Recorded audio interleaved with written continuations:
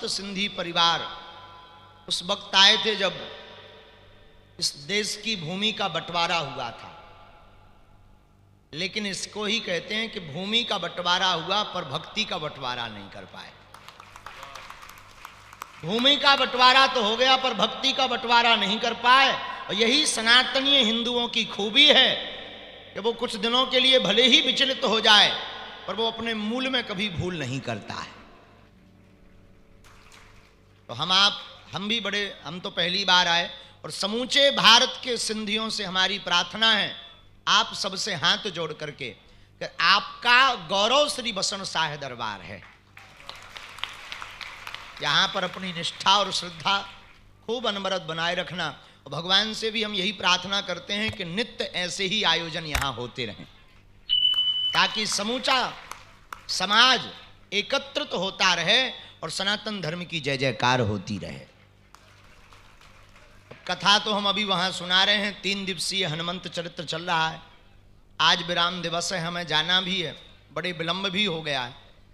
लेकिन एक भाव स्पर्श करके हम प्रणाम करके फिर आज्ञा ले लेंगे आपसे। और आप लोग उठना नहीं, कोई हमारे साथ मत जाना, बैठकर बढ़िया कथा को सुनना। भगवान फिर कभी बुलाएंगे तो हम तुम्हें परेशान करने आएंगे जब भगवान की कड़वी कृपा होगी। श्रीमद् भागवत महापुराण में एक बड़ा ही प्यारा चरित्र है, गज और ग्राह का। उस चरित्र को सुनाने के पहले हम आपको देखो रामायण की एक बात बता देते हैं। रामायण में जब जटायु जी के पंखों को रावण ने काट डाला और जटायु जी के पंखों को काट करके डाला, जटायु जी भूमि पर गिर गए, जमीन पर दर्द से कहारने लगे, शरीर में असहनीय पीड़ा हो गई।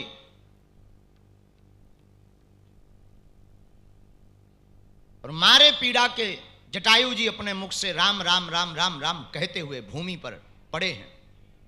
उसी समय किसी कान भरने वाले ने इनके कान में जाकर कहा कि तुम बड़े मूर्ख हो। जटायु जी बोले क्यों? बोले मूर्ख हो, दिन भर सीताराम सीताराम सीताराम करते रहते थे, अब सीताराम के चक्कर में पंख कटवा लिए। ले क्या कर लिया तुम्हारे सीताराम ने? पंख और कट गए। अब तक जो उड़ पाते थे अब उड़ भी नहीं पाओगे। और पंछियों का तो पंखा ही सहारा होता है। दिन भर सीताराम सीताराम सीताराम करते थे, क्या कर लिया तुम्हारे सीताराम ने? बचा लिया, कुछ नहीं कर पाए, पंखा और कटवा लिए। अब पंख कट गए, अब पड़े रहो रोते रहो। और एक बात और, कान भरने वाले बड़े विचित्र होते हैं जो कान भरने वाले होते हैं। बोले अब एक बात और, पहले तो सीताराम सीताराम करते थे तो पंखा थे, पंख थे तो उड़कर अयोध्या जा सकते थे, अयोध्या में जाकर सीताराम जी के दर्शन कर सकते थे। अब तो दर्शन ही नहीं हो पाएंगे, यहीं पड़े रहो। पर धन्य है जटायु जी। जटायु जी आंखों में आंसू भरकर हाथ जोड़कर कहते हैं, श्रीमान भगवान की बड़ी कृपा है जो हमारे पंख कट गए।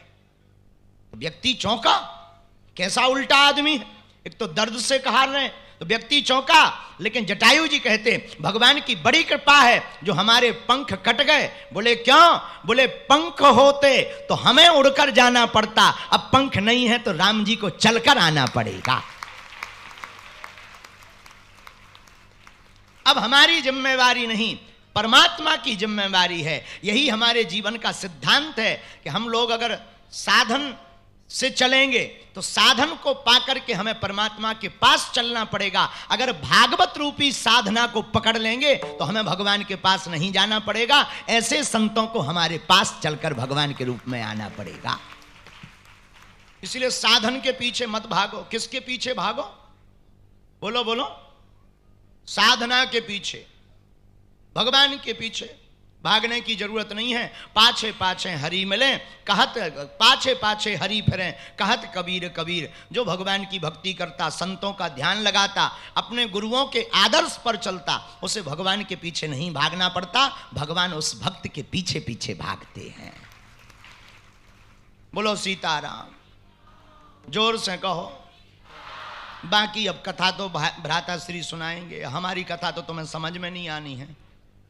भ्राता श्री सुनाएंगे बड़े गंभीरता से। बाकी उल्लासनगर का आदमी होता तो बहुत खतरनाक। ये दूसरा यूएसए है, उल्लासनगर सिंधिया एसोसिएशन, बराबर यूएसए। और आप लोगों से तो अमेरिका वाले भी हार गए। जब आप लोगों से अमेरिका वाले हार गए तो हम तो भारती वाले, हम तो पहले ही हारे। 1.5 हड्डी के हैं, शरीर भी ज्यादा मजबूत नहीं है हमारा, तो हम तो पहले ही हार मान रहे हैं कि I am urban. आप लोग तो वैसे ही जीत गए हैं। लेकिन धन्य है आप लोग, समस्त सिंधी समाज धन्य है और आपकी श्रद्धा धन्य है। और यहाँ हमने अभी दर्शन किए, क्या अद्भुत दर्शन, बहुत ही आनंद आया, आत्म शांति बहुत मिली हमें। और पूज्य संत महाराज जी जो वर्तमान पीठाधीश्वर, आपका स्वभाव इतना सरल है, यही विनम्रता आपकी बनी रहे ताकि लाखों करोड़ों लोग भक्ति से जुड़े रहें। बाकी उल्लास, इस यूएसए का आदमी तो बहुत खतरनाक होता है। एक बार क्या हुआ, एक यूएसए का आदमी, उल्लासनगर का आदमी हमें फंसा। हमने कहा कि कहो कैसे हो? बोले गुरु जी हम तो 35 साल से गीता सुन रहे हैं, गीता का उपदेश सुन रहे हैं। हमने कहा बहुत अच्छी बात है, सुनना चाहिए। हमने लेकिन कहा, हमने कहा 35 साल से तुम गीता का उपदेश सुन रहे लेकिन सुधरे 1% नहीं, क्या कारण है? बोले गुरुजी आप दरअसल श्रीमद् भगवत गीता समझ रहे होगे, हम तो अपनी लुगाई गीता का उपदेश सुन रहे हैं। हमने कहा फिर जय हो। हमने फिर बाद में पूछा कहाँ के हो, तो उसने धीरे से कहा उल्लासनगर के हैं। आप लोग तो बहुत समझदार होते हो। तो भगवान की आप सब पर बड़ी कृपा बनी रहे, खूब भक्ति बनी रहे। हम तो ऐसे ही आगल पागल मूर्ख हैं, अनपढ़ गवार अंगूठा छाप हैं, लेकिन जैसे भी हैं भगवान के हैं। और हमारा प्रण है, आप लोगों से भी हम प्रार्थना करेंगे कि इस दरबार में जुड़े हुए सभी लोगों से प्रार्थना है कि भारत को हिंदू राष्ट्र होना चाहिए। महाराज जी से भी हम प्रार्थना करेंगे कि आप भी अर्जी लगाना, सबकी लगा दे तो हमारी लगा दियो, भारत हिंदू राष्ट्र बन जाए। जय सिया राम। तो सब बढ़िया प्रसन्न रहो, आनंद में रहो। अब भागवत कथा का आप लोग सब श्रवण करो, हम फिर कभी आपको श्रवण कराएंगे, फिर कभी आएंगे। हंसा करो, हंसाया करो, हंसा करो, हंसाया करो। बागेश्वर धाम अपने बाप का घर है, आया जाया करो। हंसा करो, हंसा करो, हंसाया करो। बसंत शाह दरबार अपने बाप का घर है, आया जाया करो। इसी के साथ श्री सीताराम, बागेश्वर धाम की, संत श्री बसंत शाह महाराज की दिव्य दरबार की हर हर। अब हमको ये जो है कंबल उड़ा दिया है, अब हम विचार में हैं कि ये लेके जाएं कि धर के जाएं। जय जय बसंत शाह, जय जय श्री राधे, जय श्री राम। बहुत बहुत शुक्रगुजार हैं हम हमारे स्वामी धीरेन्द्र शास्त्री जी महाराज का। जोरदार तालियां उनके नाम की हो जाए जिन्होंने सनातन का झंडा गाड़ दिया है। साथ ही साथ बहुत बहुत शुक्रगुजार हैं हम इंद्रेश जी उपाध्याय जी महाराज जी के, जिनके एक बुलावे पे, जिनके प्रेम के स्नेह बड़े निमंत्रण पे आज हमारे बीच में महान संत श्री बागेश्वर धाम सरकार से हमारे बीच में हमारे प्यारे धीरेन्द्र शास्त्री जी महाराज हैं। मैं बस यही विनती करूंगा उनसे, ये आप ही का घर है, आपको बस आशीर्वाद देने हमेशा आप दोनों। आप सब भक्तों की जय। जय जय श्री राम, जय जय श्री राम, जय जय श्री द्वारिका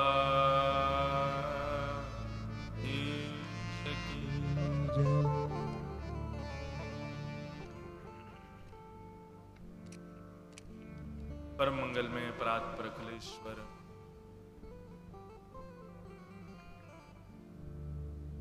अकारण करुणा वरुणालय भक्त वांछा कल्पतरु तड़िद्वत विनिंदित पीतांबरधारी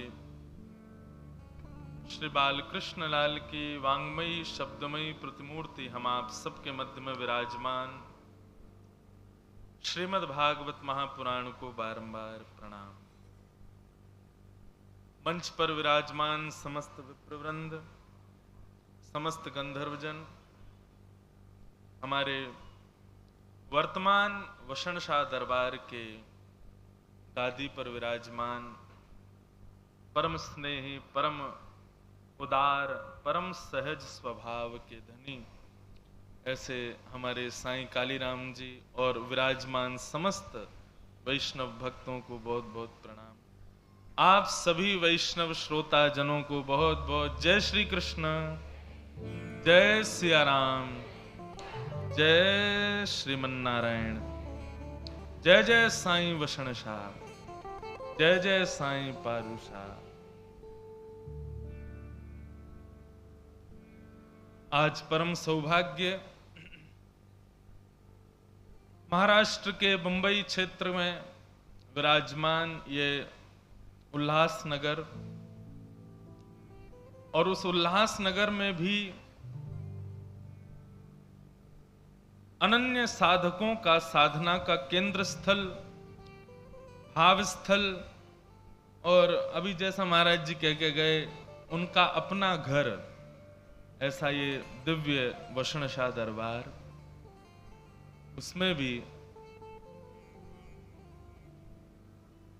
पूर्व गादी पर विराजमान पूज्य महाराज जी जो थे, उनका द्वितीय वर्षीय उत्सव, जिसके उपलक्ष्य में ये भागवत की कथा यहाँ पर आज दूसरे दिन में प्रवेश कर रही है, ये हमारा परम सौभाग्य है।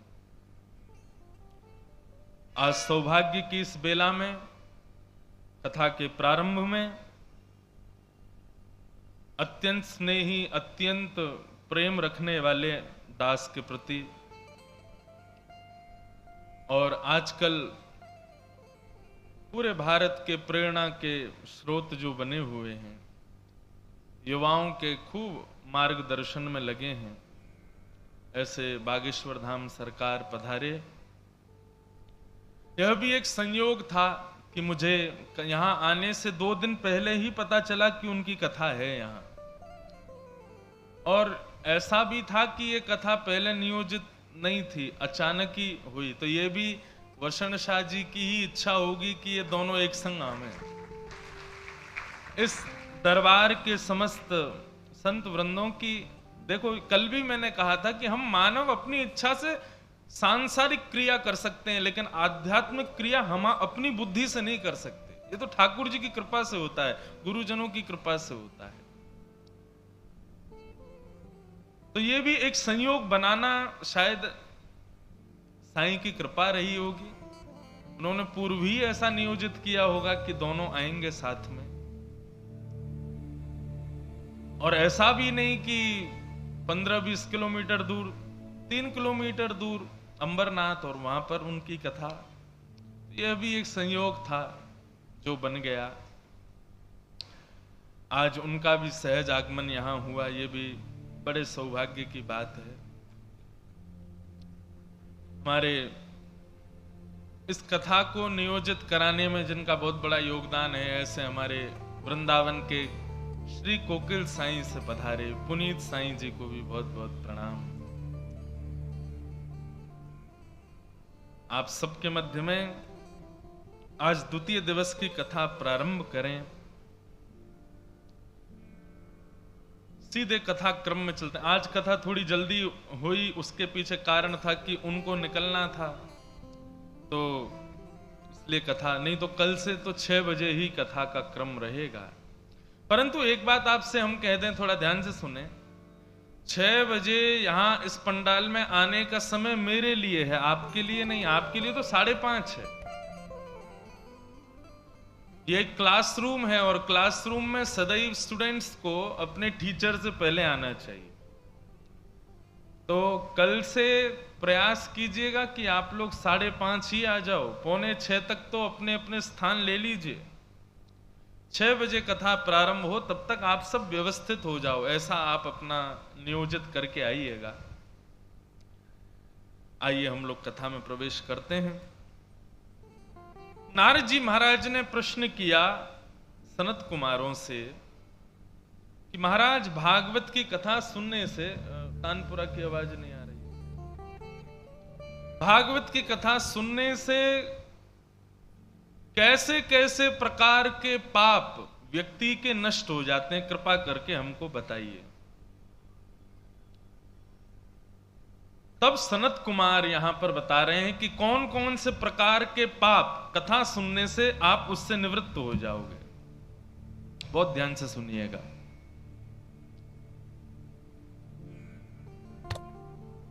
ये मानवा पाप कृतस्तु सर्वदा सदा दुराचार रता विमार्गगा क्रोधाग्निदग्धा कुटिलश्च कामिनः सप्ताह यज्ञेन खलु पुनन्ति ते। बहुत ध्यान से सुनिएगा। ये मानवा पाप कृतस्तु सर्वदा, जिसने अपने जीवन के सारे पाप किए हैं। एक बात बताइए, पाप कहते किसको? पाप की परिभाषा क्या है? सीधी बात है, माता पिता गुरु जिस कार्य को करने के लिए हमें प्रतिबंधित कर दें, चाहे वो कार्य दुनिया का कितना भी बड़ा कार्य क्यों ना हो, यदि आप उनके प्रतिबंधन के बाद भी उस कार्य को करते हो तो वही पाप है। यह तो एक सामान्य बात हो गई। बाकी एक पाप की गणना यदि सुने तो एक 10 महापाप भी होते हैं, उनका कल मैं उसके बारे में बताऊंगा। 10 महापाप किस किस को कहते हैं। लेकिन पाप की गणना यदि की जाए, जो हमको बदल दे, हमारे स्वभाव को बदल दे, हमारे व्यवहार को बदल दे, हमारी बुद्धि की स्वच्छता को अस्वच्छ कर दे, ऐसी कोई भी क्रिया वो पाप कहलाती। छोटा सा बालक होता है, उसकी खुशी कितनी सस्ती होती है। रो रहा हो, टॉफी दे दो 1 रुपए की, टॉफी की चिरमराहट से ही वो खुश हो जाता है। चाहे कितनी भी बड़ी चोट लगी हो छोटे से बालक के सामने, अब चलता चलता गिर जाए तो हम लोग ऐसे धरती माता को मार देते हैं, तो उसी से ही बेचारा शांत संतोष हो जाता है। लेकिन जैसे जैसे उसकी आयु बढ़ने लग जाती है, अब 22 साल का बच्चा रोवे और उसको तुम टॉफी दो तो उसको क्या लगेगा? उसको लगेगा मेरा अपमान कर रहे हैं, मैं रो रहा हूं, ये मुझको टॉफी दिखा रहे हैं। जितने छोटे हम उतनी सस्ती हमारी खुशी, और जितने बड़े हम हो जाते हैं उतनी महंगी हमारी खुशी हो जाती है। वही बालक 1 वर्ष का है तो 1 रुपए की टॉफी में खुश है, और वही बालक 25 वर्ष का है तो 1 करोड़ की मर्सिडीज भी उसको खुश नहीं कर पा रही है। ये जो परिवर्तन हमारे भीतर होता है विकारों का, ये कैसे होता है? ये पापों की वजह से ही होता है। हमसे जाने अनजाने में पाप होते हैं, तभी हम लोगों के अंदर ये चेंजेस आने शुरू हो जाते हैं कि हमारा स्वभाव बदल जाता है, हमारी बुद्धि बदल जाती है, हमारा व्यवहार बदल जाता है। और ये सब आप लोगों ने अनुभव किया है। आप 18 साल की उम्र में जैसा आपका व्यवहार था, 25 साल की उम्र में वैसा नहीं है। 15 साल की उम्र में हम जैसे थे, 30 साल की उम्र में वैसे नहीं है। ये बीच में जो उतार चढ़ाव हमारे स्वभाव के प्रति, हमारे व्यवहार के प्रति जो आता है, ये पाप क्रियाओं की वजह से ही आता है।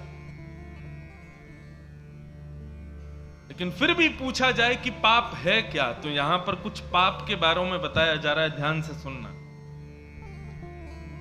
सदा दुराचार रता विमार्गगा क्रोधाग्निदग्धा कुटिलश्च कामिनः सप्ताह यज्ञेन खलु पुनन्ति ते। सब लोग इधर देखो, ध्यान से सुनो। आपको आवाज आ रही है हमारी? ठीक आ रही है? उड़ती उड़ती तो नहीं आ रही है? हमको हमारी आवाज उड़ती उड़ती आ रही है, तो इसलिए हमको लग रहा है आपको तो आ रही है ना। बस सुनिए। सदा दुराचार रता विमार्गगा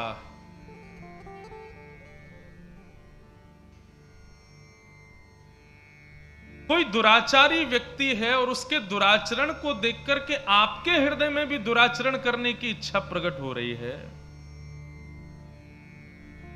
विमार्ग का कोई व्यक्ति गलत मार्ग पर चलने लग जाए और उसको देख के आपकी इच्छा भी हो जाए कि हम भी ऐसा करें। क्रोधाग्नि दग्धा, भयंकर क्रोध करना, छोटी छोटी बातों पर भी इतना क्रोध करना, ये सब पाप के लक्षण हैं।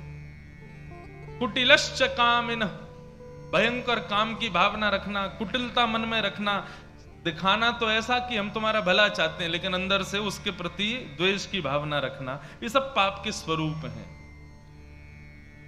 लेकिन यहां पर एक बात सनत कुमार कहते हैं कि कोई भी पाप क्यों ना हो, आप यदि 7 दिन कथा श्रवण करेंगे तो आपका पाप मुक्त हो जाओगे आप। लेकिन यहां पर एक बात लागू होती है, यदि ऐसी बात है, चोर चोरी करेगा फिर कथा सुन लेगा, डाकू डकैती डालेगा कथा सुन लेगा, गलत काम करने वाले व्यक्ति गलत काम करेंगे कथा सुन लेंगे। क्यों? बोले महाराज जी कह रहे थे पाप मुक्त हो जाते हैं कथा सुनने से। एक बात हमारी बहुत ध्यान से सुनिएगा, चाहे श्री गंगा जी हो, चाहे श्रीमद् भागवत की कथा हो, ये पाप मुक्त तभी करते हैं जब आप संकल्पित होकर के यहां बैठोगे।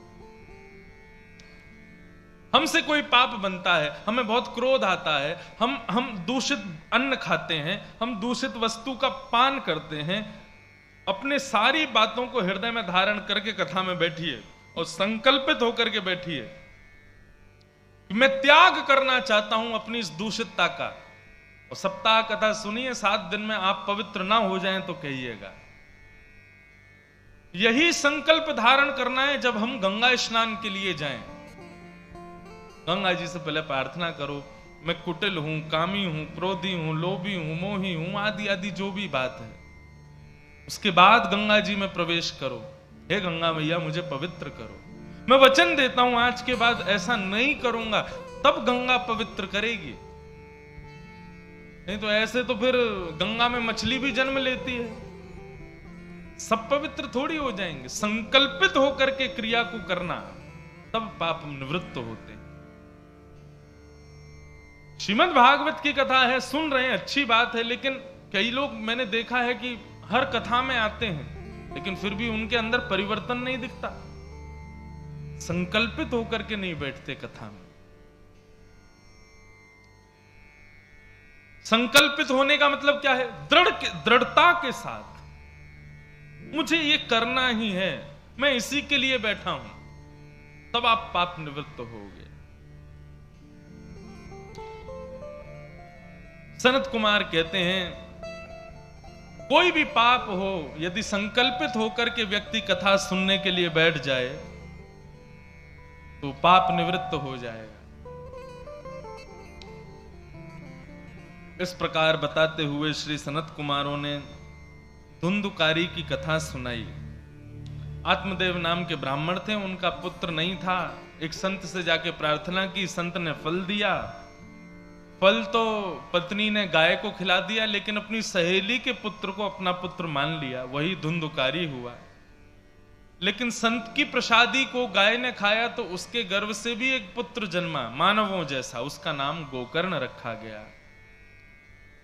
दोनों बालक बड़े हुए। बंधुओं, नाम से बहुत प्रभाव पड़ता है हमारे जीवन पर।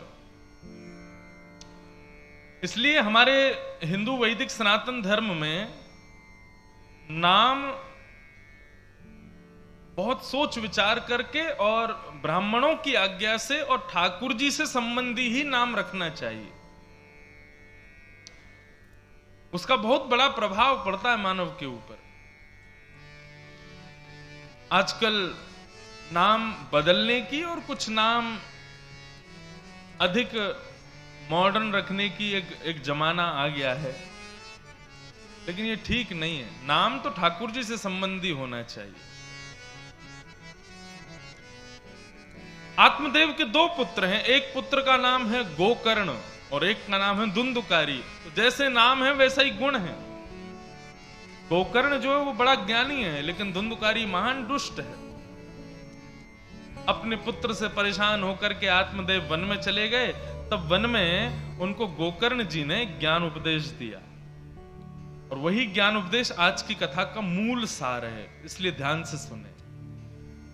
गोकर्ण जी महाराज कहते हैं, पिताजी क्या बात है, आप दुखी क्यों हो?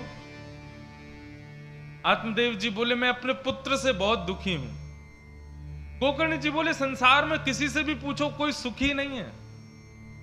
आपसे पूछा आप दुखी क्यों हो? बोले कि मैं पत्नी से दुखी हूं। किसी से पूछा तुम दुखी क्यों? मैं अपने पति से दुखी हूं। कोई अपने बच्चों से दुखी है, कोई अपने माता पिता से दुखी है। वैसे तो ऐसा नहीं हो सकता, माता पिता किसी को दुख नहीं देते, लेकिन कई लोग जबरदस्ती उसको भी दुख मानते हैं। कोई अपने पड़ोसी से दुखी है, कोई अपने काम से दुखी है, कोई अपने पितरों से दुखी है, कोई अपने नक्षत्रों से दुखी है।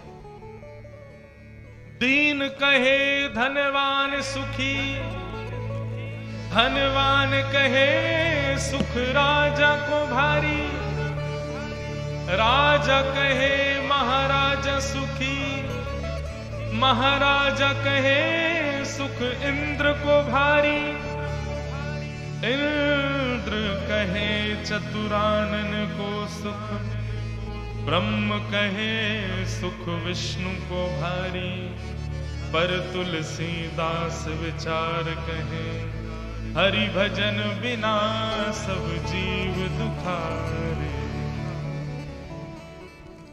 पैदल चलने वाले को लगता है साइकिल वाला बहुत अच्छा है, इसको चलना नहीं पड़ रहा है, ये पैडल मार के ही भाग रहा है। साइकिल वाले को लग रहा मोटरसाइकिल वाला अच्छा है, इसको पैडल भी नहीं मारना पड़ रहा, केवल एक्सीलरेटर देता है, चलने लग जाती है बाइक। मोटरसाइकिल वाले को लगता है गाड़ी वाला अच्छा है, धूप तो नहीं पड़ रही है, एसी में बैठा है। गाड़ी वाले को लगता है कि छोटी नहीं बड़ी गाड़ी वाला सुखी है, बड़ी गाड़ी वाले को लगता है कि मर्सिडीज वाला सुखी है, मर्सिडीज वाले को लगता है कि लिमोजीन वाला सुखी है, लिमोजीन वाले को लगता है हेलीकॉप्टर वाले सुखी है, हेलीकॉप्टर वाले को लगता है चार्टर प्लेन वाला सुखी। अब चार्टर प्लेन वाला कहां जाए, वो भी दुखी है। क्यों? घूमता तो चार्टर प्लेन है, लेकिन भोजन में क्या खाता है? मूंग की दाल की छिलके से रूखी रोटी, कोलेस्ट्रॉल बढ़ा हुआ है। सब दुखी हैं। संसार में सुखी कौन है? सुखी कौन है पता है? दरबार में जब कीर्तन होता है, दरबार में जब कथा होती है, जब कोई सत्संग होता है, वहां बैठे श्रोताओं का कोई फोटो क्लिक करके उनको दिखाए, वो सबसे सुखी हैं। गोस्वामी तुलसीदास जी कहते हैं, तुलसीदास विचार कहें हरि भजन बिना सब जीव दुखारी। हरिस्मरण नहीं करता, हरि स्मृति जिसके हृदय में नहीं है, वो दुखी है। संसार में कोई सुखी नहीं। आपको लगता होगा ये व्यासपीठ पे बैठे हैं बड़े सुखी हैं, इनके तो कोई दुख ही नहीं होंगे। कोई ना कोई दुख हमारे भी लगे रहते हैं। अब अभी बागेश्वर वाले महाराज जी आए, कोई कह रहे ये बड़े सुखी हैं, ये भी बेचारे बड़े दुखी रहते हैं। कल हम रात्रि में गए, भोजन पा रहे थे रात में 1-2 बजे, बेचारे इतनी भीड़ थी कि पाई नहीं पाए, तो 1-2 बजे भोजन कर रहे थे, तो उस समय फोन खोला इन्होंने अपना, और जैसे ही फोन खोला तो उसमें एबीपी न्यूज पे कोई न्यूज चल रही है कहीं पे। बोले भैया देखो हम आपके सामने भोजन कर रहे हैं और ये लोग देखो क्या चला रहे हैं, हमें पता ही नहीं है क्या हो रहा है। और देखो बेचारे वो इससे ही दुखी हैं। सब दुखी हैं संसार में, सुखी कौन? लेकिन हाँ, चाहे कितना भी दुख हो, जब व्यासपीठ पर बैठते हैं, हरिस्मरण करते हैं, कथा सुनाते हैं, सारे दुख भूल जाते हैं। कितनी बार तो ऐसा होता है, बुखार चढ़ रहा है, गला बैठा है, सिर में दर्द हो रहा है, लेकिन जैसे ही व्यास मंच पर बैठते हैं, पता नहीं कैसी कृपा है भागवत जी की, सारे दुख दूर हो जाते हैं। हरिस्मृति सर्व विपद विमोक्षणम। हरिस्मृति से सारी विपत्ति अपने आप शांत हो जाती है। विपत्ति जीवन में ना आवे ऐसा कोई उपाय नहीं है बंधुओं। बहुत ध्यान से सुनिए सब लोग, बहुत गंभीरता से सुनिए। विपत्ति जीवन में ना आवे, हमारे जीवन में कभी कोई कष्ट ना आवे, ऐसा कोई उपाय ना तो किसी शास्त्र में वर्णित है, ना किसी पुराण में वर्णित है, कहीं भी नहीं है। और यदि आप ढूंढने के लिए जाओगे, ज्यादा अध्ययन करके प्रयास करोगे कि कुछ मिल जाए कि जिससे कोई संकट हमारे जीवन में ना आवे, तो एक ही उपाय है, केवल और केवल ठाकुर जी का नाम का आश्रय है। भगवत नाम आश्रित हो जाइए, बस वही एकमात्र उपाय, उसके अलावा कोई उपाय नहीं है। अब आप विचार करो, तुलसीदास जी ने रामचरितमानस की रचना की और जिस हनुमान चालीसा को गा करके लोग पीड़ाओं से दूर हो जाते हैं, जिस हनुमान चालीसा को गा करके लोग अपने आपत्ति विपत्ति भूत पिशाच निकट नहीं आवे, महावीर जब नाम सुनावे, ऐसी हनुमान चालीसा की भी रचयिता कौन है? स्वयं श्री तुलसीदास जी। लेकिन तुलसीदास जी का जीवन चरित्र देखो, क्या उनके जीवन में विपत्ति नहीं थी? बहुत थी। कहां तक कहें, तो गोस्वामी तुलसीदास जी ने जिस समय मानस की रचना की, भारत में जितना विरोध तुलसीदास जी का हुआ उतना किसी का नहीं हुआ। बड़े बड़े विद्वान भी ये कहते थे कि बताओ, ये कोई साधारण सी गांव की भाषा में और इसने राम जी के चरित्र को लिख दिया, ये कोई ग्रंथ है, इसको स्वीकार नहीं करेंगे हम।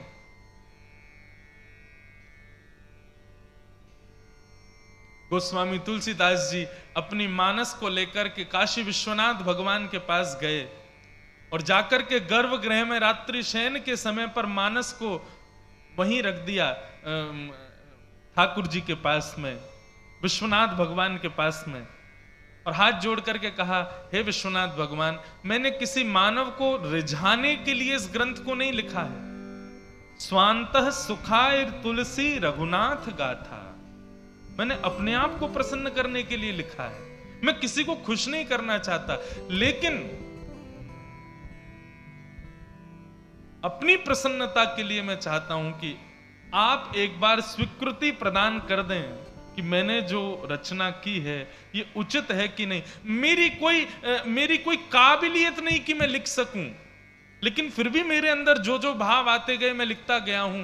कोई एक सिग्नेचर तो हो जाए गुरुदेव का कि हाँ तुमने जो भी लिखा सब सही है, तो एक बार आप स्वीकार कर लेंगे तो मैं मान जाऊंगा। विद्वान तो कोई इसको स्वीकार कर ही नहीं रहा है। ऐसा कहकर के तुलसीदास जी चले गए। रात्रि में मानस जी विश्वनाथ भगवान के पास में रखी रही, ऐसा कहते हैं। और भी जितने भी हमारे धर्म ग्रंथ के धर्म शास्त्रों के ग्रंथ हैं वो भी रखे।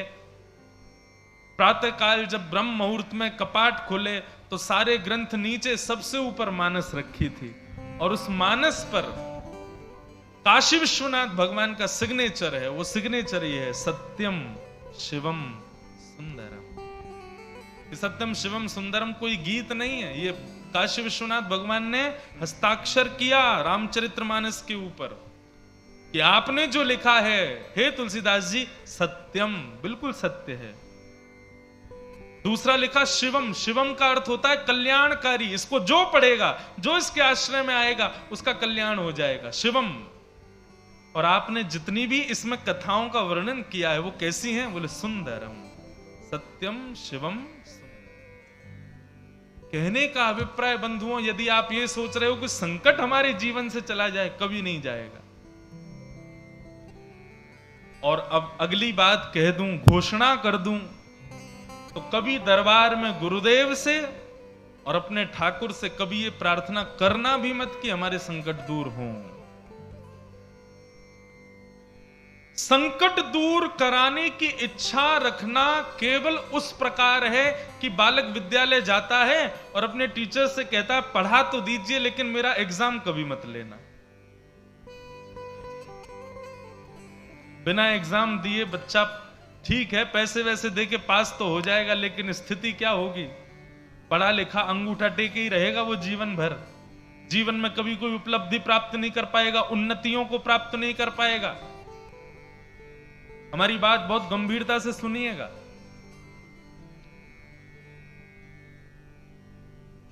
ठाकुर जी से कभी प्रार्थना मत करो कि संकट दूर हो।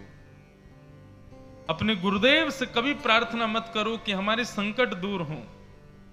ठाकुर जी से बस ये प्रार्थना करना, नाथ संकट हमारे जीवन में है, इस संकट से जूझने का बल आप हमको प्रदान करो, इससे लड़ने की शक्ति आप हमको प्रदान करो। बस संकट विपत्ति दूर हो ऐसी कामना कभी ठाकुर जी से मत करना। उसके पीछे कारण है। और वो कारण क्या है? एक भक्त को पेट का रोग हो गया, इतना भयंकर रोग हो गया कि महाराज वो पानी भी पीता तो सब प्रस्थान हो जाता।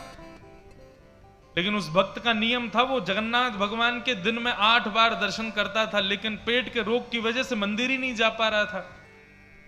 समुद्र के किनारे विलाप कर रहा था, भयंकर रोग हो गया था, मलमूत्र में सना हुआ पड़ा था। तभी जगन्नाथ भगवान प्रकट हो गए और प्रकट होकर के उसके अंग पर लगे हुए मलमूत्र को ठाकुर जी अपने हाथ से पोंछने लगे। भक्त ने जब देखा, भक्त ने हाथ पकड़ लिया, बोले ठाकुर जी आप क्या कर रहे हो? बोले तुम्हारा शरीर मलमूत्र में सन गया है, उसको साफ कर रहे हैं। ऐसा मत कीजिए नाथ, आप भगवान हैं, आप परम पवित्र हैं, मेरे तन के मलमूत्र को आप साफ क्यों कर रहे हैं? बोले क्यों, भक्त मेरी सेवा करता है तो मैं भी भक्त की सेवा कर सकता हूं। बोले आपकी बात ठीक है, तो फिर एक काम करो ना, मेरा रोग ही दूर कर दो। जब आप इतने ही सामर्थ्यवान हो तो मेरा रोग दूर कर दो, मेरे मलमूत्र को साफ क्यों कर रहे हो? मुझे ठीक कर दीजिए, स्वस्थ कर दीजिए। भगवान बोले स्वस्थ नहीं करूंगा। भक्त ने पूछा क्यों? तब इतना सुंदर उत्तर ठाकुर जी देते हैं, सबको सुननी चाहिए ये बात। आप इसके बाद कभी नहीं कहोगे कि हमारे दुख दूर करो। ठाकुर जी कहते हैं देखो, मानव के जीवन में वो जो कुछ भी भोगता है वो सब अपने प्रारब्धों से भोगता है, और प्रारब्ध जब पूरा भुग जाएगा तब ही वो मेरी प्राप्ति कर पाएगा, उससे पहले मेरी प्राप्ति नहीं हो पाएगी। यदि व्यक्ति कहे कि मेरे संकटों को दूर कर दो, तो इसका मतलब क्या हुआ? उसके प्रारब्ध से जो उसको भोगना था वो नहीं भोगा, और यदि वो नहीं भोगेगा तो मेरी प्राप्ति नहीं हो पाएगी।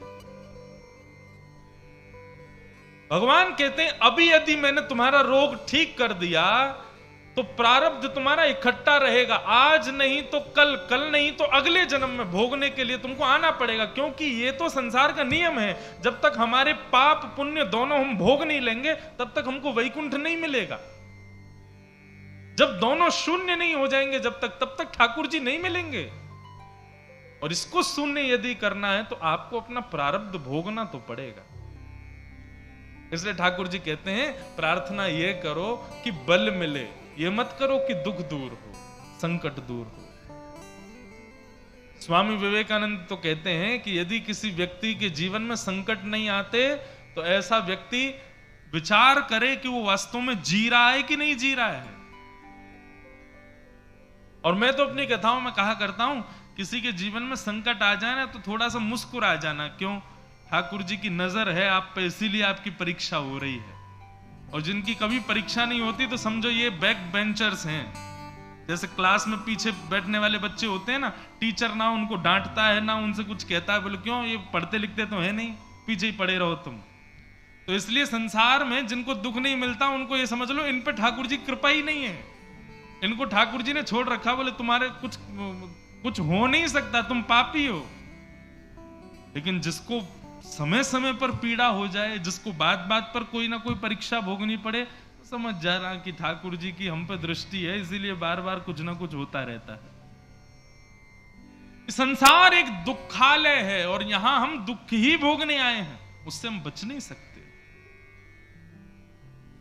लेकिन फिर भी जैसे मीराबाई के जीवन में दुख आया, लेकिन मीराबाई के जीवन चरित्र को आप पढ़ोगे तो कहीं भी ऐसा नहीं लगेगा कि मीराबाई कर्म पर हाथ धर के बैठी हो कि हे नाथ ऐसा क्यों हो रहा है। भक्त प्रहलाद के जीवन में दुख आया, खुद की सगी भुआ लेकर के चिता में बैठ गई, इससे बड़ा दुख क्या होगा। खुद के पिता मारना चाहते हैं, इससे बड़ा दुख क्या होगा।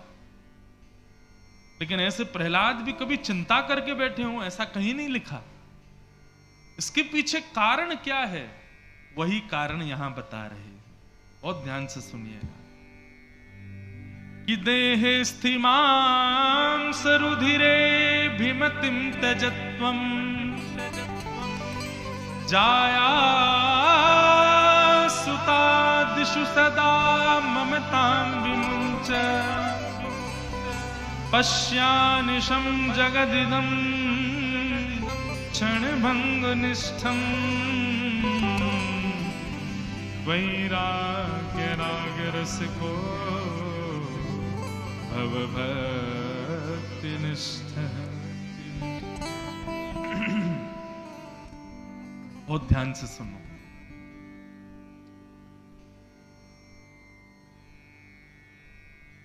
यहां पर गोकर्ण जी महाराज अपने पिता को एक सूत्र दे रहे हैं, दुख से बचने का सूत्र। पिताजी,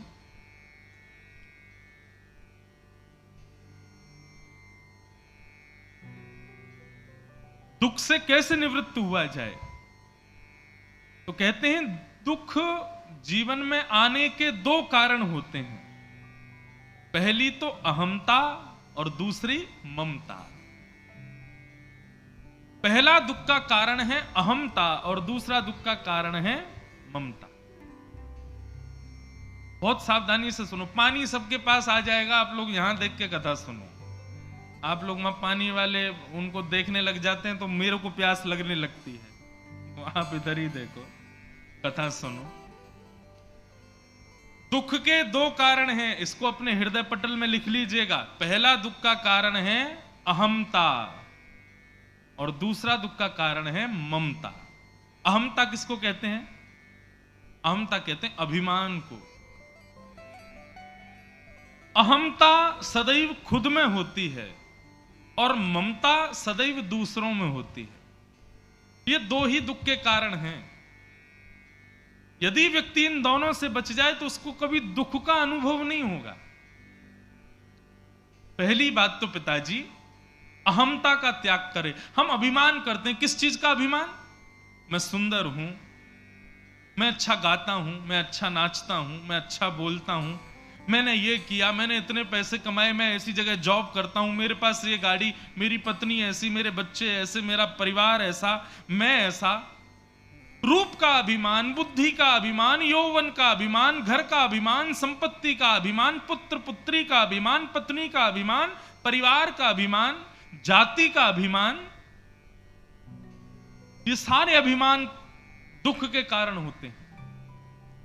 पिताजी, सबसे पहले तो व्यक्ति को अहमता का त्याग करना चाहिए, अभिमान का त्याग करे। क्यों?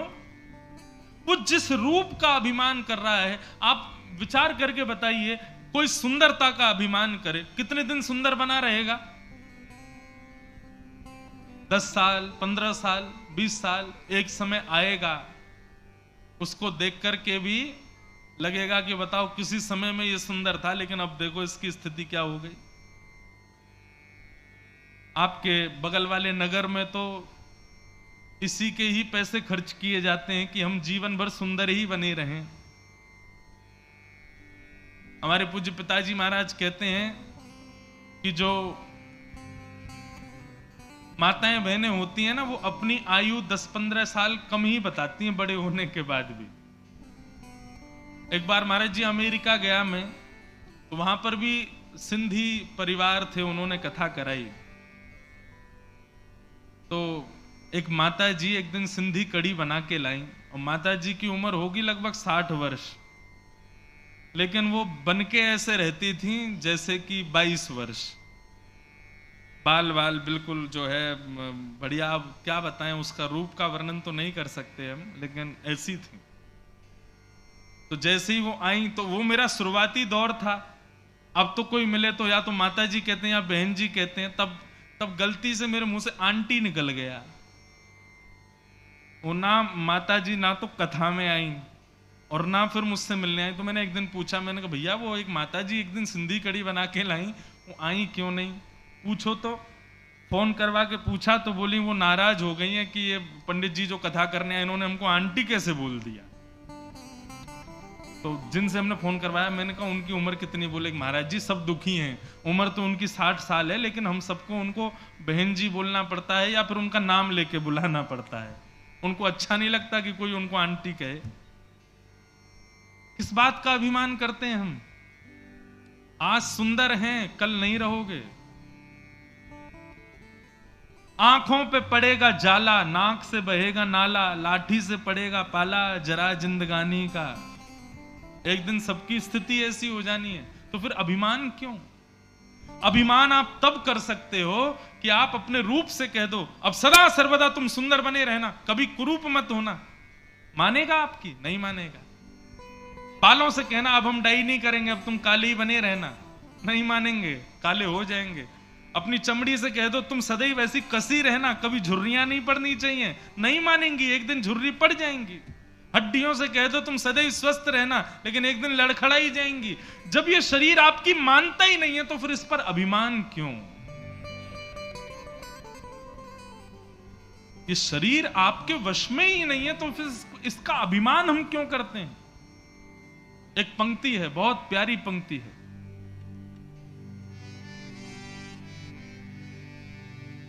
देने वाले ने दिया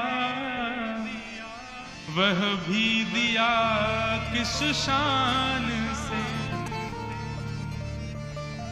मेरा है यह लेने वाला कह उठा अभिमान से, मैं नहीं मेरा नहीं यह तन किसी का है दिया, जो भी अपने पास है यह धन किसी का है दिया। हमारा नहीं है, ठाकुर जी ने हमको दिया है। एक बात बताएं, ये मानव क्यों बनाया भगवान ने? मौका दिया है हमको 84 लाख योनियों से बचने के लिए, पापों से निवृत्त होने के लिए। हमने अपने पूर्व जन्म में जितने पाप किए हैं, जितने दुष्कर्म किए हैं, जितने दूषित कर्म किए हैं, उन सब से निवृत्त होने का ये मौका मिला है कि हम लोग मानव बने हैं। कुकर, सूकर, चींटी, छिपकली आदि ये सारी योनियां हैं। ये सब अपने पाप की वजह से इन योनियों में पड़े हैं, लेकिन हम मानव हैं, इसका मतलब हमको मौका मिला है, बच जाओ, संभल जाओ। ठाकुर जी की बड़ी कृपा है कि तुम मानव हो, तुम कीर्तन कर सकते हो, भजन कर सकते हो, वृंदावन जा सकते हो, कथा सुन सकते हो, सत्कर्म कर सकते हो, लोगों की सहायता कर सकते हो, परोपकार कर सकते हो। ये कोई नहीं कर सकता, केवल मानव कर सकता है। मानव को कभी अपने ऊपर अभिमान नहीं। हां, ठाकुर जी ने मुझे मानव बनाया, इसका स्वाभिमान करो और इससे सेवा करो, अभिमान नहीं। पिताजी, यदि सुखी रहना है जीवन में, सबसे पहले अभिमान का त्याग करो, अहंता। अभिमान करने का अधिकार तब है जब कोई वस्तु आपके वश में है, जब आप खुद ही अपने वश में नहीं हो। उल्लासनगर में हमारे पूज्य पिताजी की एक दो बार कथा हो चुकी है, 93, 94 में, शायद 93 में 3 बार, और दास का जन्म 96 का है, तो उससे पहले पिताजी उल्लासनगर आ चुके हैं। तो उल्लासनगर का मुझे स्मृति में नहीं है, लेकिन एक परिवार है, शायद वो आए, उनको पता चले। तो वो अभी कुछ साल पहले हमारी कांदीवली में कथा थी, वहां आए थे। हम उल्लासनगर से आए। मन का अच्छा। तब वो बता रहे थे, बोले ठाकुर जी जब कथा करने आए, उसके बाद जब आपका जन्म हुआ तब हम आपके घर आए थे, आपको गोदी में खिलाया था, आपको ऐसा ऐसा करके बता रहे। बोले अब आप व्यासपीठ पे बैठे हो। तो ये बात मैं क्यों स्मृति, शायद वो कल परसों में उनको पता चले तो आए। मैं अभी जानता तो नहीं हूं उनको, लेकिन आज वो देख करके आश्चर्य करते हैं। बोले ये जो व्यास जी बैठे हैं, इनको हमने गोदी में खिलाया है। कई जगह हम कथा करने जाते हैं, वहां पिताजी के शिष्य आते हैं, उन सब ने मुझे गोद में खिलाया है। लेकिन अब मैं कहूं गोद में खिला लो मुझे, अब स्थिति नहीं है ना। परिवर्तन होता रहता है शरीर का, संसार का, ये वश में कभी नहीं रहेगा। हमारे पूज्य पिताजी कहते हैं कि हर क्षण में हम लोग अपनी मृत्यु के पास जा रहे हैं। ये परिवर्तन हमारे अंग प्रत्यंगों का, शरीर का, बुद्धि का, मन का, ये इस बात का प्रतीक है कि तुम और मैच्योर नहीं हो रहे हो और मृत्यु के समीप जा रहे हो। हर क्षण हम मृत्यु के पास जा रहे हैं। जैसा मैं आज हूं वैसा कल नहीं था, जैसा आज हूं वैसा कल नहीं रहूंगा, और जैसा कल रहूंगा वैसा 10 साल बाद भी नहीं रहूंगा। हर समय बदलता रहूंगा मैं। तो जो परिवर्तनशील शरीर है उस पर अभिमान क्यों करना? इससे अहंता का त्याग करो, अभिमान छोड़ो। और दूसरा पिताजी काम करना है, यदि सुखी रहना है तो शरीर के जितने संबंधी हैं उनमें जो ममता है उस ममता का त्याग करो। कई लोग होते हैं उनको खुद में अभिमान नहीं होता लेकिन अपने बच्चे पर बड़ा उनको गौरव होता है, बड़ा ममता होती है उसके प्रति। संसार में कोई अपना नहीं है बंधु, ये सब केवल व्यवहार मात्र है। यही तो संसार है कि वो जन्मा है इसलिए हमारा पुत्र है, हमारी पुत्री है, हमारी पत्नी है, हमारे बच्चे हैं, हमारा परिवार है, हमारा खानदान है, लेकिन कोई अपना नहीं है। सूरदास जी कहते हैं, उस पद की केवल भावार्थ समझिएगा, क्या कहते हैं सूरदास जी। जा दिन मन पंछी उड़ जाए, जा दिन मन पंछी उड़ जाए, ता दिन तेरे तन तरुवर के सब ही पात झड़ जाई हैं, ता दिन तेरे तन तरुवर के सब ही पात झड़ जाई हैं, जा दिन मन पंछी उड़ जाए, जा दिन मन पंछी उड़ जाए। जिस दिन हमारे भीतर बैठी जो आत्मा है वो उड़ गई, जब हंस अकेला उड़ जाएगा, खाली पिंजरा पड़ा रह जाएगा, कुछ नहीं बचेगा। स्वयं से अहंता का त्याग और अपनों से ममता का त्याग। सूरदास जी उसी पंक्ति में आगे कहते हैं, पत्नी हाथ पकड़ करके 7 फेरे लेती है और 7 फेरों में क्या कहती है, हम 7 जन्म तक साथ रहेंगे, अगले जन्म में भी मैं आपकी पत्नी बन के आऊंगी, आप मेरे पति बन के आना, आदि आदि जो भी नियम होते हैं, जिनके ब्याह हो गए उनको पता होगा।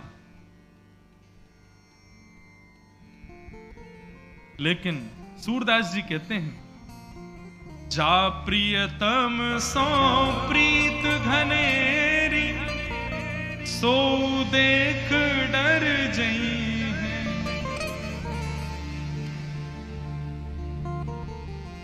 मान लीजिए, एक उदाहरण दे रहे हैं, ऐसा तो है नहीं संसार में किसी की मृत्यु नहीं होगी, सबकी होगी। एक बार एक सौभाग्यवती नारी का दुर्भाग्य रहा और उसके पति उसको छोड़ के चले गए। बहुत रोई बेचारी, मेरे पति कहां चले गए, बहुत रोई। लेकिन फिर परिवार के लोगों ने जाकर के उसका संस्कार कर दिया। बहुत महीनों तक विलाप करती रही कि मेरे पति कहां हैं, लेकिन जैसे तैसे ठीक होने लगी। परंतु एक दिन आया, उसके पति ने यमराज से प्रार्थना करी, मेरी पत्नी बड़ी दुखी है, मुझे आज्ञा दीजिए, मैं अपनी पत्नी से मिलने जाना चाहता हूं। तो यमराज बोले ठीक है, जाओ अपनी पत्नी से एक बार मिलाओ। बहुत महीनों तक विलाप करती रही कि मेरे पति कहां हैं, लेकिन जैसे तैसे ठीक होने लगी। परंतु एक दिन आया, उसके पति ने यमराज से प्रार्थना करी, मेरी पत्नी बड़ी दुखी है, मुझे आज्ञा दीजिए, मैं अपनी पत्नी से मिलने जाना चाहता हूं। तो यमराज बोले ठीक है, जाओ अपनी पत्नी से एक बार मिलाओ। पत्नी बेचारी रात्रि में सोई थी, इतने में ही ऊपर पंखा घूम रहा था, तभी गौर से देखा तो पंखे के ऊपर पतिदेव बैठे थे। पत्नी की स्थिति क्या हुई, भूत पिशाच निकट नहीं आवे, महावीर जब नाम सुनावे, नासर हो गए सब पीरा, जपत निरंतर हनुमत पीरा, जल लेकर के आवे, छिड़काव करे, भागो यहां से। आ गए भूत पिशाच।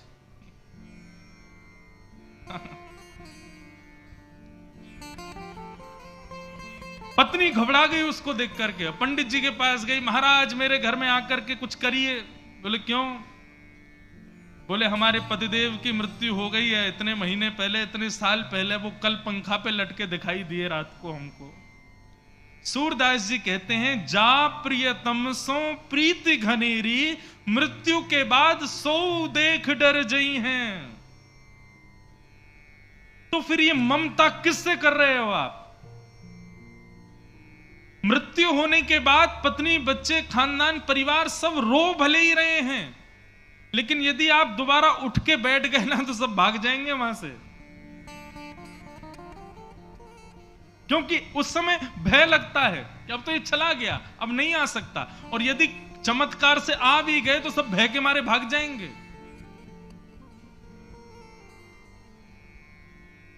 सूरदास जी कहते हैं, जिससे भय लग गया एक बार भी, तो यह बात निश्चित है कि वो कभी अपना था नहीं, इसीलिए भय हुआ। ऐसा कौन है जिससे कभी भय नहीं लगता? तब सूरदास जी अगली पंक्ति कहते हैं, बिन गोपाल को नहीं अपनो, जासों की रति रही। तो भैया को चोट तो नहीं लगी जो गिर गए थे? ठीक है, आप ही गिरे थे, ठीक है भैया। बिन गोपाल को नहीं अपनो। ठाकुर जी से कभी डर लगेगा? कभी डर नहीं लगेगा। मान लो आप सो रहे हो रात्रि में, अंधेरा कमरा है और उसी समय नील वर्ण आपको दिखाई देने लगे और चंदन की सुगंधी नासिका में आने लगे, रुम झुम पायलों की झनकार आने लगे, तभी नेत्र खोल करके देखो मोर मुकुट पीतांबरधारी द्वारिकाधीश सामने खड़े हैं, श्री वृंदावन बिहारी लाल खड़े। भय लगेगा क्या? नहीं लग सकता। ठाकुर जी से कभी भय नहीं लग सकता। रात्रि में एकांत सड़क पर घूम रहे हो, कोई नहीं है, सुनसान बिल्कुल, और तभी आगे की गली में से त्रिभंग ललित श्याम सुंदर चलते हुए सामने आ जाएं, भय लगेगा क्या? नहीं लग सकता। जिसको देखकर के कभी हमें भय हो ही नहीं सकता, वास्तव में वो ही अपना है, और ऐसे केवल गोपाल जी हैं, दूसरा कोई नहीं।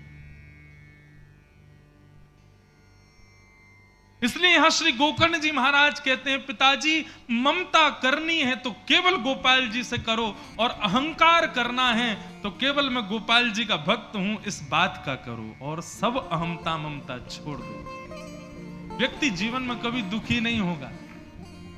अपने शरीर पर, अपनी योग्यताओं पर अहंकार करेगा, अपने परिवार पर ममता करेगा, वो सदैव दुखी रहेगा।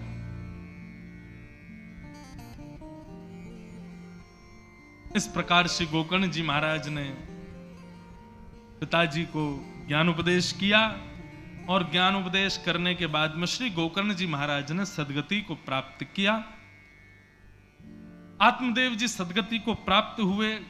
धुंधुकारी जो था वो एक प्रेत बन गया, और उसको प्रेत योनि से निवृत्त करने के लिए गोकर्ण जी ने भागवत की कथा सुनाई।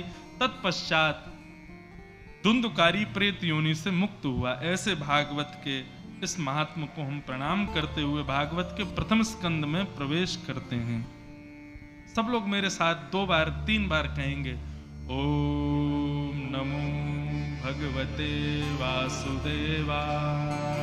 ओम नमो भगवते वासुदेवाय।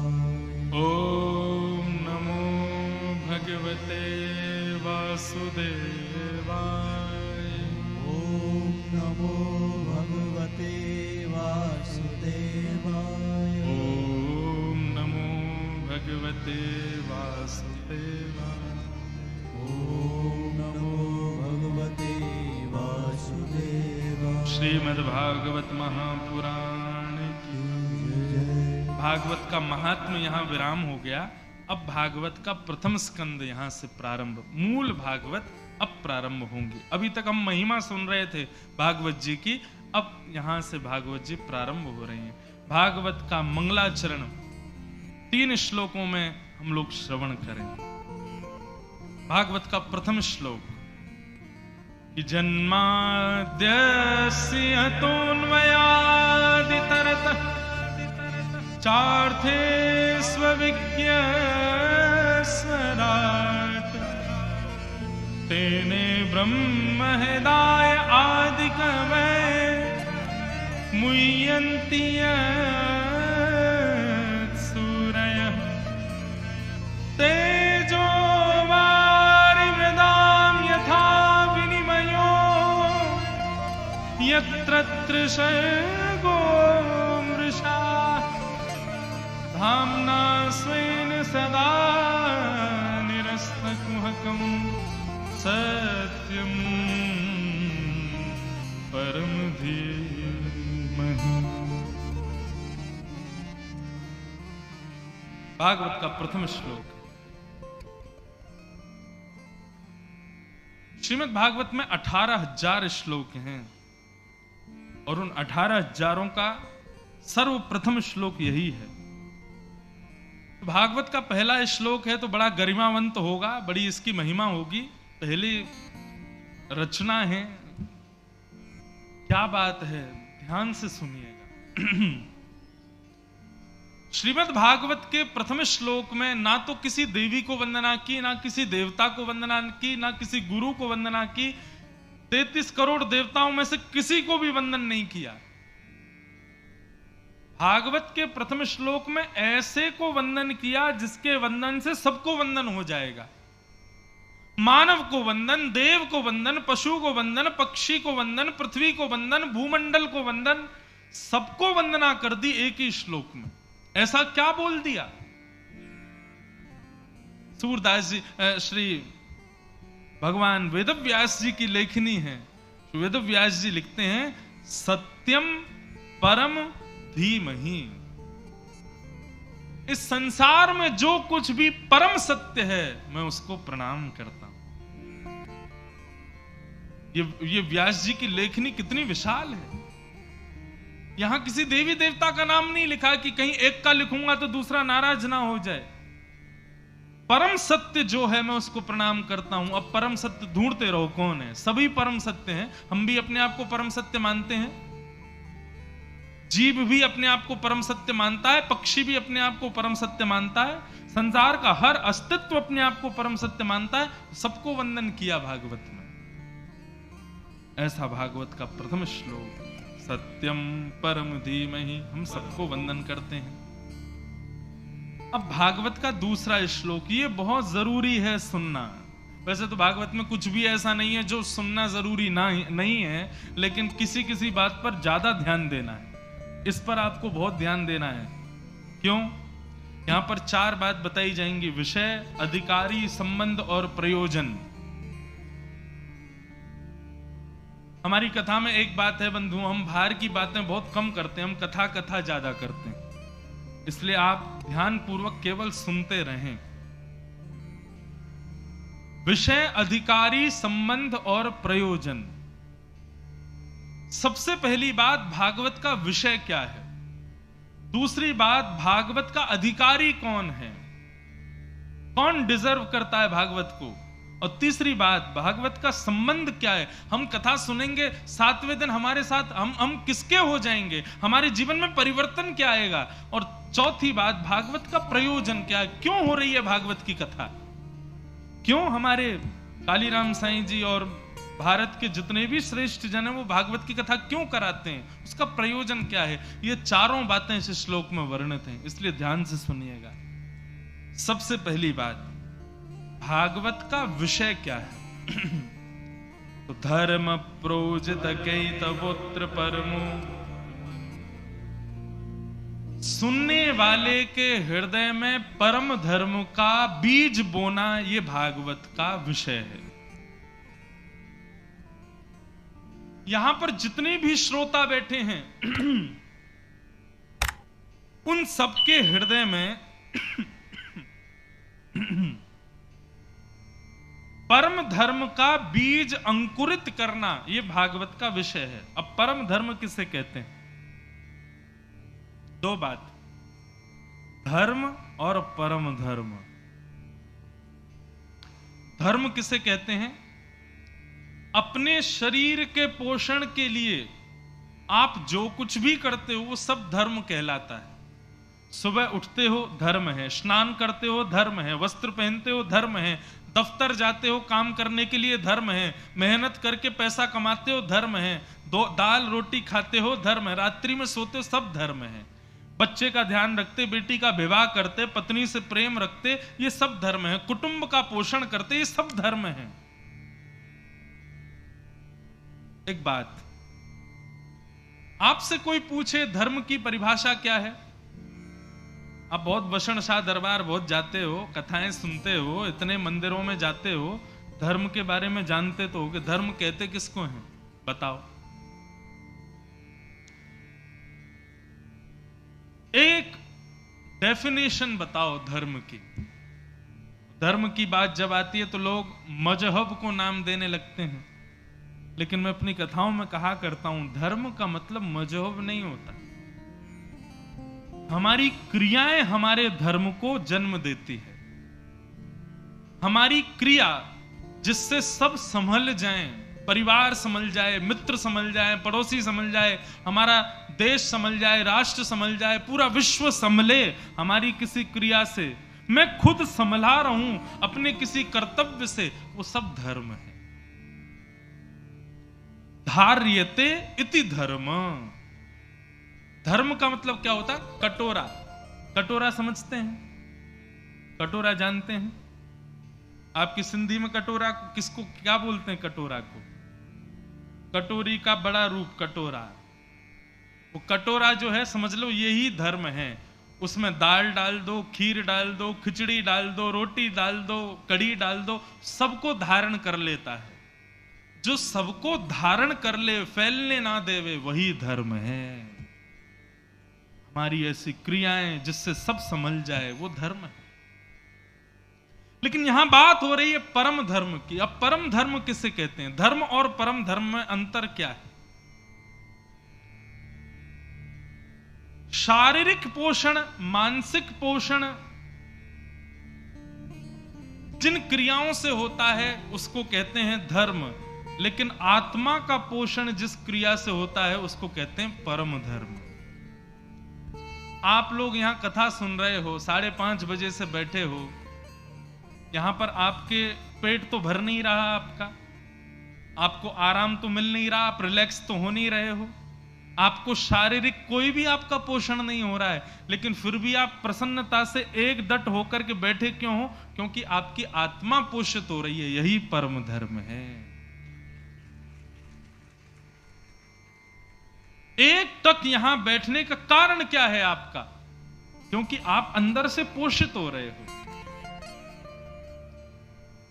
हमारी आत्मा जिससे संतुष्ट हो, ऐसी क्रिया को परम धर्म कहते हैं। मंदिर जाना, गुरुजनों के पास जाना, सत्संग में जाना, तीर्थों में जाना, धर्म कर्म के कार्य करना, असहाय लोगों की सहायता करना, ये सब परम धर्म कहलाता है। और भागवत का विषय क्या है? हमारे हृदय में परम धर्म का बीज बोना। भागवत का विषय क्लियर हो गया? क्या विषय है? परम धर्म का बीज बोना। अब आई दूसरी बात, भागवत का अधिकारी कौन है? इस पंडाल में आने का अधिकार किसको है? आप कहोगे पूरा उल्लासनगर आ सकता है, अमरनाथ के लोग भी आ सकते हैं, मुंबई के लोग भी आ सकते हैं, आने को सब आ सकते हैं, लेकिन यहां पर अधिकार अंदर आने वाले को नहीं है। यहां पर अधिकार आप बैठ जाओगे उससे नहीं मिलेगा। यहां पर अधिकारी को तो कथा चुनती है। यहां बैठने वाले 1000 लोग हैं, लेकिन कथा समझ में सही पूछो ना तो 50 कोई आ रही है बस, और वो 50 ही अधिकारी हैं, क्योंकि वो यहां नहीं बैठे हैं, कथा ने उनको चुना है। कथा में लाखों लोग, हजारों लोग आते हैं, लेकिन समझ में 100 लोगों से ज्यादा कथा को समझ में नहीं आती किसी को। इसका मतलब क्या है? आप कथा को नहीं चुनते हो, कथा आपको चुनती। और वो अधिकार क्या देख करके चुनती है वो समझो। निर्मत्सराणाम सताम। भागवत किसको चुनती है? जिसके हृदय में मात्सर्य दोष नहीं है, कथा उसको चुनती है। अब आती बात, मात्सर्य दोष किसको कहते हैं? संसार में दुख के 4 कारण हैं। कितने कारण हैं? 4। लिख लीजिएगा। पहला दुख का कारण कर्म, हम जैसा करेंगे वैसा हमको भोगना पड़ेगा। दूसरा दुख का कारण काल, परिस्थिति। जैसे कोविड आया था, उसमें सब दुखी हो गए थे, समय ही ऐसा आया कि सब दुखी हो गए। तो पहला दुख का कारण है कर्म, दूसरा दुख का कारण है काल, और तीसरा दुख का कारण स्वभाव। आपने कई लोग ऐसे देखे होंगे, उससे कहो रो क्यों रहे हो, बोले रो नहीं रहा, मेरा चेहरा ही ऐसा है। कई लोग हैं वो शक्ल देख लो उनकी, ऐसा लगता है ये दुखी ही हैं। और कई लोग ऐसे होते हैं कितना भी दुख संकट आ जाए लेकिन उनको देख के लगता है ये अभी भी खुश ही है, प्रसन्न ही है। कई लोगों के दुख का कारण क्या है? स्वभाव। लेकिन चौथा सबसे खतरनाक दुख का कारण है क्या? दूसरे का सुख। दूसरा सुखी क्यों है? दूसरा इतनी उन्नति क्यों कर रहा है? दूसरे के पास ऐसा क्यों? दूसरा इतनी उपलब्धियां प्राप्त क्यों कर रहा है? तो बंधुओं, ये चौथा वाला जो कारण है हमारे दुख का, इसी को कहते हैं मात्सर्य दोष। और ये मात्सर्य दोष जिसके अंदर होता है, कथा उसको कभी स्वीकार नहीं करती। जिसके अंदर मात्सर्य दोष नहीं है, भागवत वास्तव में उन्हीं को समझ में आती है। मैंने कल भी कहा था, मैं आज भी कहूंगा, पहले दिन आप जब कथा में आए तो जिसके प्रति आपके हृदय में ईर्ष्या है, 7 दिन बाद उस व्यक्ति से मिलने जाना।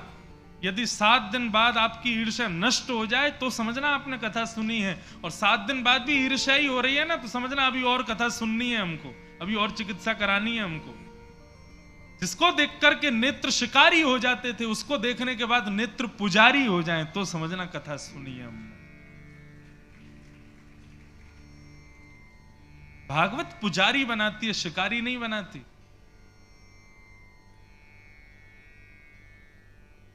किसी के सौंदर्य को देख के, किसी के गुण को देख के, किसी के वैभव को देख के हमको जलन हुई, और कथा सुनने के बाद में परिवर्तन ऐसा हुआ कि अब कितना भी कोई सुंदर आ जाए, कितना भी कोई ऐश्वर्यवान आ जाए, कितना भी कोई धनवान आ जाए, आप उसके प्रति ईर्ष्या नहीं होती, तो समझो कथा ने आपको चुना है। तो भागवत का अधिकारी कौन? जिसके हृदय में मात्सर्य दोष नहीं है। अब आप प्रश्न करोगे, देखो बोलोगे तो कोई नहीं कि हमारे अंदर मात्सर्य है, लेकिन कई लोग यहां बैठे बैठे खुद से प्रश्न कर रहे हैं, हम में तो है मात्सर्य, हमको वो सामने वाला बिल्कुल नहीं भाता, हमको हमारे चाचा का बेटा नहीं भाता, हमको हमारे ताऊ का बेटा नहीं भाता, हमको हमारी मौसी की लड़की नहीं भाती, आदि आदि जो भी है। क्या करें, मात्सर्य तो है हमारे अंदर। तो मात्सर्य है तो उस मात्सर्य को स्वीकार करके कथा में बैठ जाओ। कथा आपके 7 दिन के अंदर उस मात्सर्य को नष्ट करेगी,